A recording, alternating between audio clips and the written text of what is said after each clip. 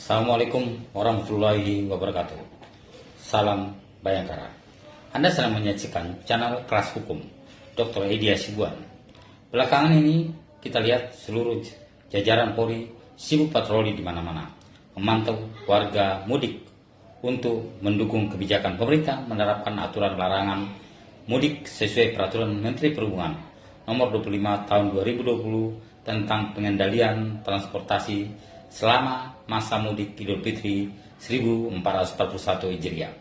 Pemerintah akan memberikan sanksi tegas bagi warga yang nekat mudik dengan Undang-Undang Nomor 6 Tahun 2018 tentang kekarantinaan kesehatan.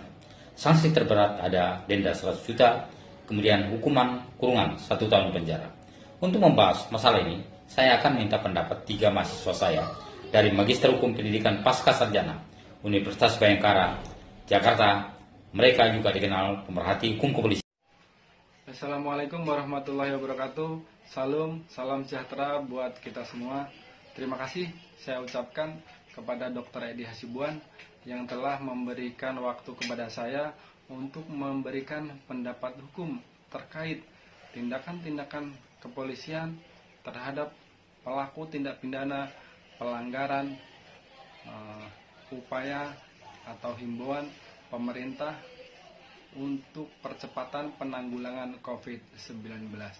Perkenalkan, nama saya Herianto, NPM 2019 2025 1017, mahasiswa Universitas Bayangkara Jaya semester 2 program studi MIH. Seperti kita ketahui bersama, WHO telah mengumumkan COVID-19 sebagai pandemik. Kemudian pemerintah Indonesia berdasarkan keputusan Presiden nomor 11 tahun 2020 menetapkan kedaruratan kesehatan kemasyarakatan COVID-19 yang harus atau wajib adanya penanggulangan. Kemudian penanggulangan tersebut dalam bentuk kekarantinaan kesehatan berdasarkan Undang-Undang Nomor 6 Tahun 2018 tentang kekarantinaan kesehatan. Setelah itu, Menteri menetapkan pembatasan sosial berskala besar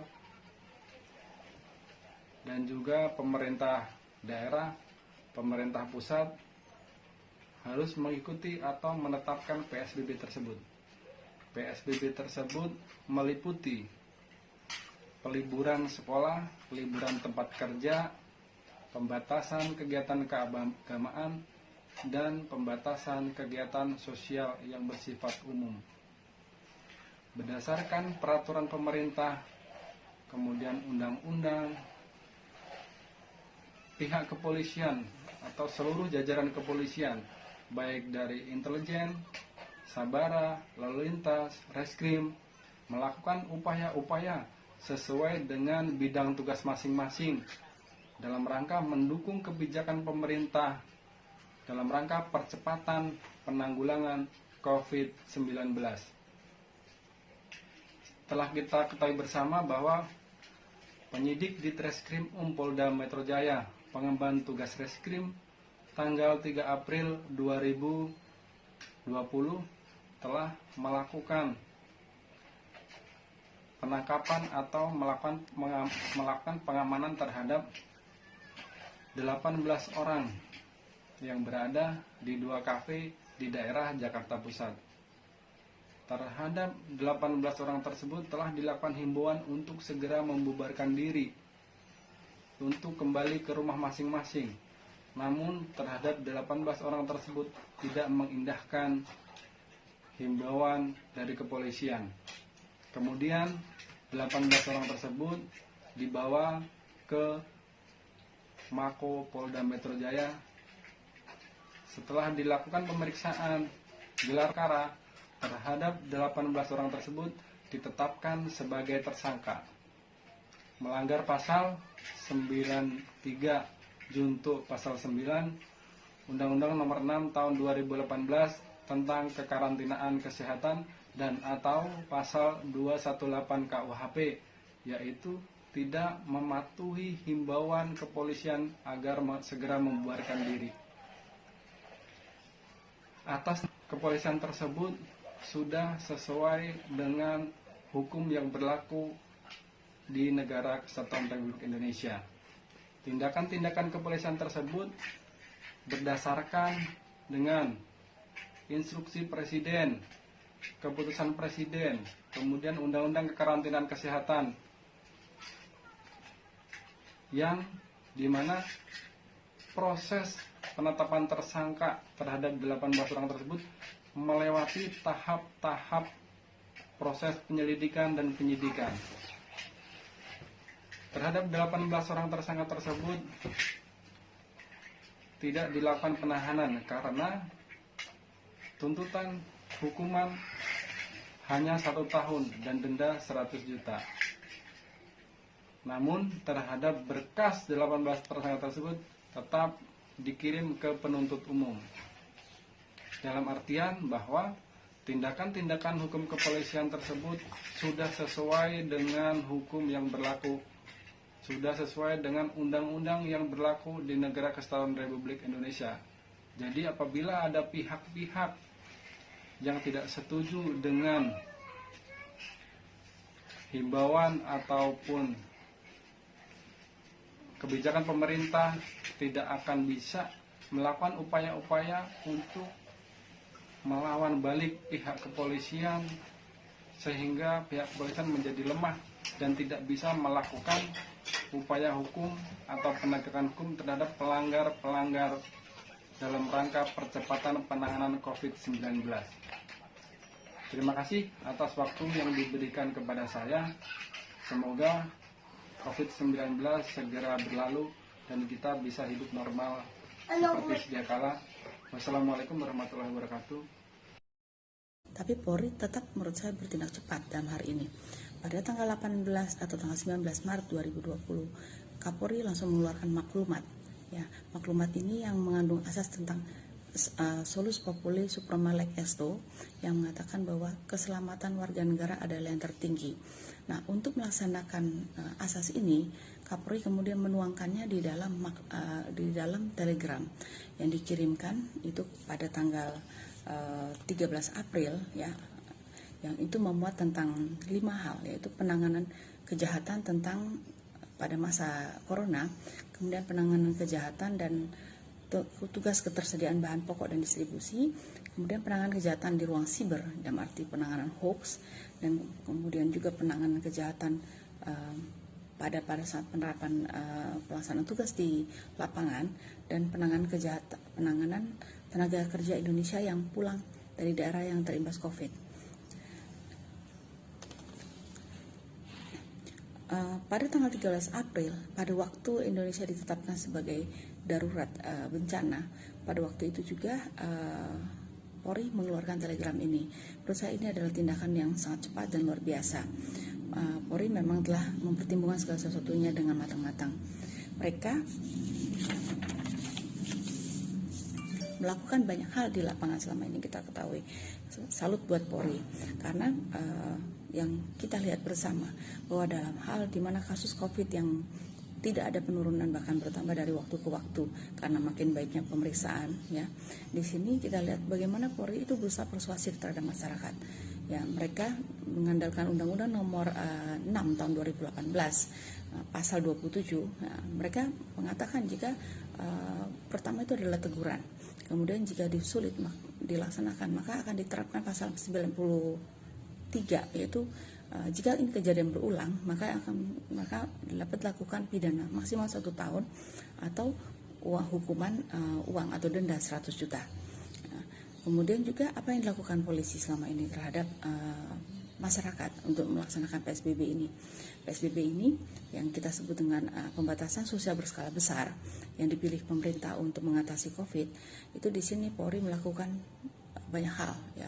Terutama pada ini adalah masa-masa orang semua ingin mudik, semua orang ingin pulang kampung, sehingga tidak mudah tentunya polisi akan berurusan dengan banyak kepentingan, banyak orang, dan banyak terutama juga dengan masyarakat kita yang masih rendah pengetahuannya tentang COVID itu sendiri dan juga tentang penyebaran COVID.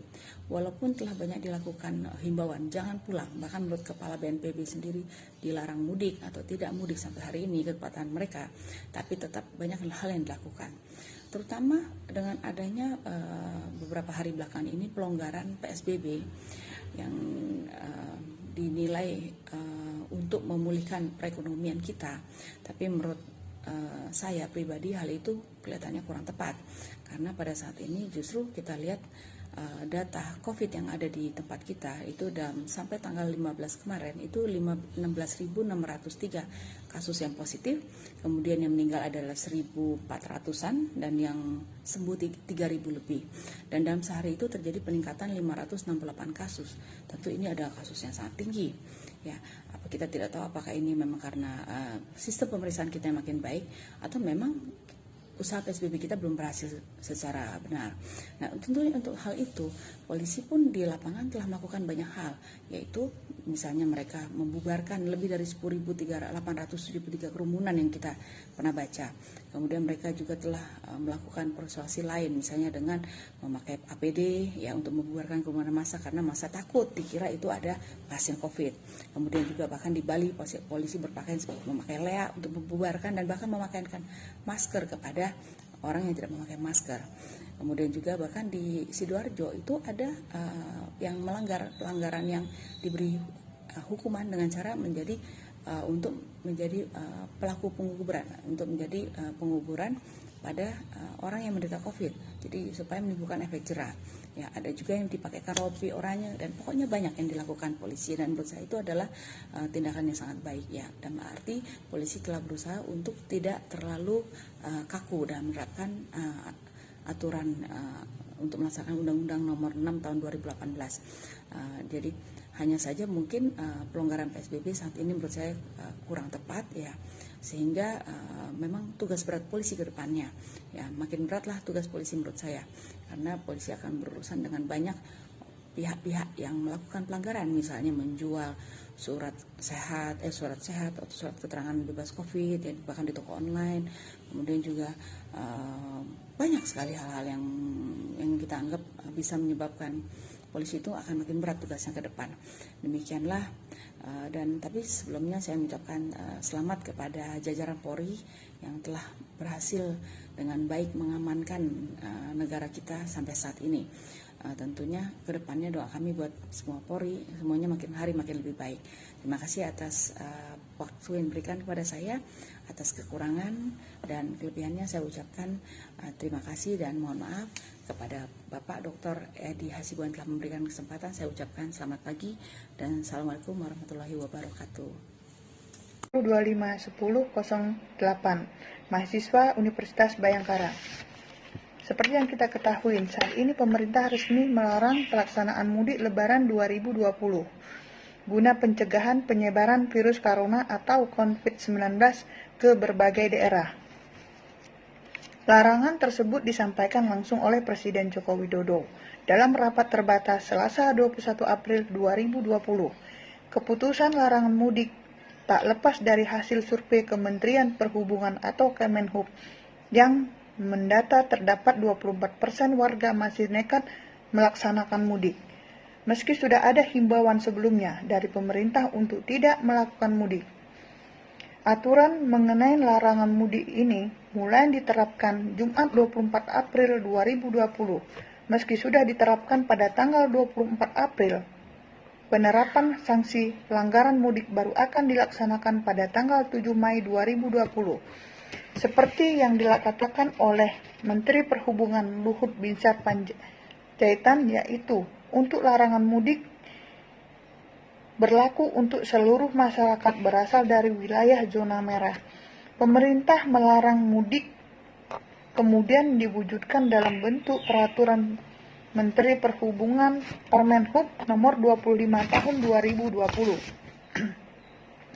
tentang pengendalian transportasi selama musim mudik Idul Fitri 1441 Hijriah dalam rangka pencegahan penyebaran COVID-19 di dalam Permenhub yang ditetapkan pada 23 April 2020. itu diatur mengenai pelanggaran sementara penggunaan sarana transportasi baik itu darat, laut, udara, serta perkeretaapian atau pasal 1 ayat 2, khususnya yang mengangkut penumpang untuk aktivitas mudik lebaran 2020. Misalnya, angkutan umum seperti bus, mobil penumpang, kereta api, pesawat terbang, angkutan sungai, danau, dan penyeberangan serta kapal laut. Permenhub ini juga mengatur mengenai pemakaian kendaraan mobil ataupun sepeda motor untuk keperluan mudik. Sedangkan dalam bentuk pengawasannya, di sektor transportasi darat telah dibangun pos-pos koordinat atau checkpoint yang lokasinya telah ditentukan titik-titik seperti Direktorat Lalu Lintas Polda Metro Jaya yang telah menyiapkan 19 pos pantau untuk pencegah pemudik asal Jakarta atau yang akan memasuki Jakarta untuk melakukan mudik. Namun pada kenyataannya masih banyak saja pelanggaran. Menurut Kombes Sambodo sendiri, sejauh ini sudah ada 12.000 pemudik yang coba-coba melintas dan berhasil digagalkan. Buat para pemudik yang ingin mencoba-coba untuk melakukan mudik saat ini akan diberikan peringatan dan diarahkan untuk kembali atau berputar balik ke asal perjalanan. Namun para pemudik ini juga dapat dikenakan sanksi yang lebih berat sesuai ketentuan yang berlaku pada pasal 6 Permenhub nomor 25 tahun 2020. Sanksi yang dimaksud adalah pasal 93 Undang-Undang nomor 6 tahun 2018 tentang kekarantinaan kesehatan, di mana setiap pelanggaran ketentuan tentang kekarantinaan kesehatan atau dipidana 1 tahun penjara dan diberikan denda maksimal 100 juta. Demikianlah atas waktu yang diberikan kepada saya. Terima kasih kepada Bapak Dr. Andus Edy Hasibuan. Assalamualaikum warahmatullahi wabarakatuh. Selamat sore, salam sejahtera.